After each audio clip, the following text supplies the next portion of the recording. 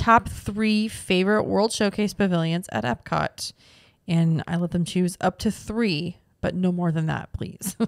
Because I couldn't regulate more than 3. Like if they could select as many as they wanted. Anyway, so the results here: Mexico, 25%.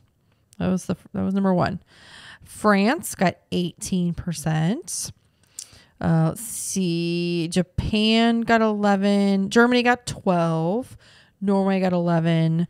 And the rest got 2 to 3 to 5%. So it looks like the top ones: Mexico, France, Germany, Norway, and Japan. So I figured Mexico would win, but I wanted to see the spread of people doing 3 votes instead of just 1 saying their favorite. Right. Because if you said just your favorite, the spread, it's like Mexico and France are usually like 50 and 50. Like it's really popular. But using this way, it's a lot more spread out. What's your favorite one? I feel like Mexico's overrated. Okay, so I was thinking about this, and I only agree because it's always so busy. Well, it's so busy, but it's also not very big compared to some of the other ones. It's because the everything is inside. Right. I mean, you can obviously inside the pavilion. Like it's a cool. I'm not saying it's not a cool pavilion. For me personally, I would prefer. I like Germany. I like the America Pavilion. I think it's got. I mean, you've got a great quick service restaurant. You've got the concert stuff over there. There's a lot of stuff over there. So I like that area. I mean, I like France. There's lots to do over there in France. And it's a big pavilion. I mean, France is nice because you have the access right there to to getting in and out of the park right there too. Right. But they have a ride over there. They've got multiple restaurants. I mean, you can make an argument France, as much as it pains me to say this, but France might be the most well-rounded pavilion, given they have a ride.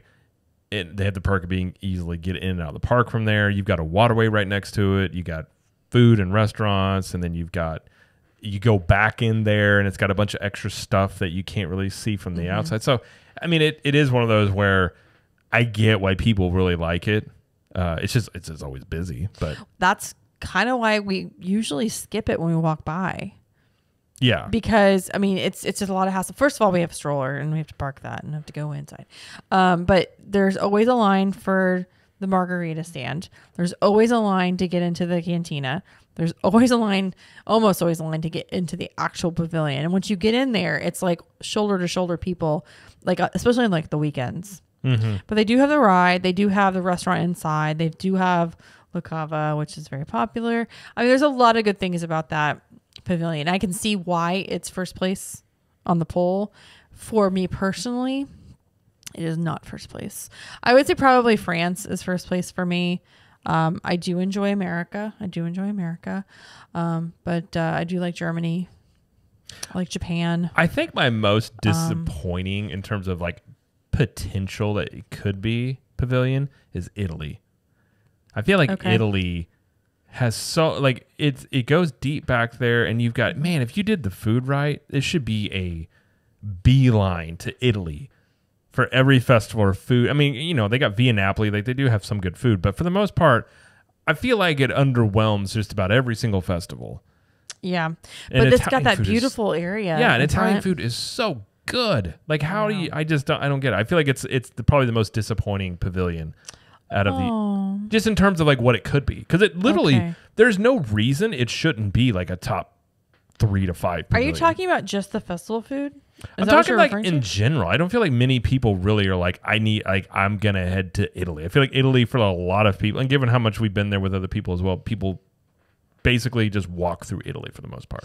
See, I disagree with that only because I've eaten in the what's it called? It wasn't called this when I ate there years ago, but it's the Italian restaurant, not the pizza one. Oh yeah, I know that. Gosh, I can't remember now. Anyway, it was delicious. I haven't had the pizza Via Napoli yet, but I think it's aesthetically very beautiful. You can get some beautiful pictures there. You can. There's that drink area, that drink place right there, gelato. I think it's a great pavilion. I really do. So I don't agree that maybe people I just think skip it's it is an underdog pavilion. I don't know. I just don't feel like it gets as much hype as the other ones. Maybe not. Maybe not. Maybe it's because it lacks a really good quick service.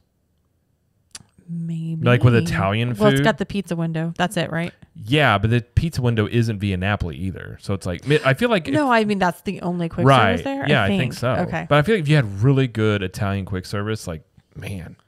But it doesn't help that the festival food there is never that good.